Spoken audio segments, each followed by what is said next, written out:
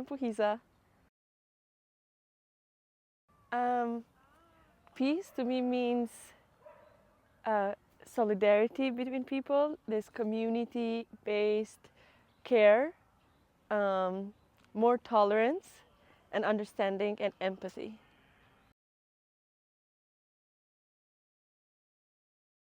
I come from a country which had conflict or war just 26 years ago, and the presence of it is quite like the after-war consequences are still quite present. And when I first encountered teenager or like my age girl from Serbia, it was like the first time that I actually understood that for some reason I felt like we're not allowed to be friends because that's what our parents told us or that's what our history does, but at the same time we were getting along super well. So I think I was like 12 and I just had this duality in my mind. I was like, is this right? Why do I feel guilty for having a Serbian friend? But she's really nice to me. And then I went home and I was like, Mom, I have a Serbian friend and I don't know how I feel about it. And then she told me that it's totally fine. And I think this is one of the practices or one of the experiences that I recall more to have contact with other people as well, and to understand that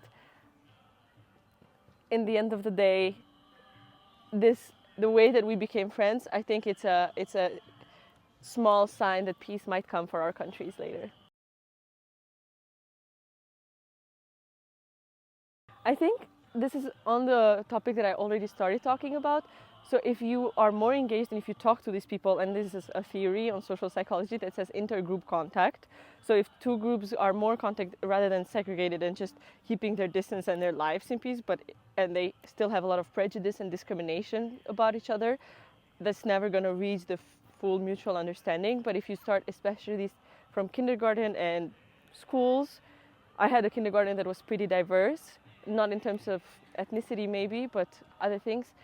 And it really helped me to just be around more people that are different from me. And now in university as well, I have people from all around the world that enables me to understand their perspective as well, and not just what is taught to me in my school.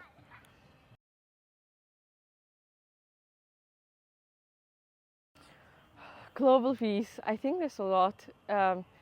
One, I would definitely say, is the politics and which are the countries that have the power today to control this peace and how these decisions are made. And I'm speaking about these wars that are happening currently, the big two that are today, but also more than that.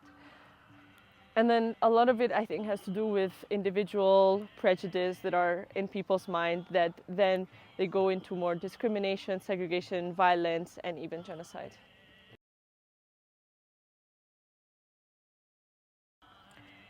I do think education is a big part of it, especially starting early, to teach more basic skills and more this solidarity, community engagement, to get these skills rather than to teach abstract things from an early age, would help to just create a healthy mindset about who is the other, starting since childhood.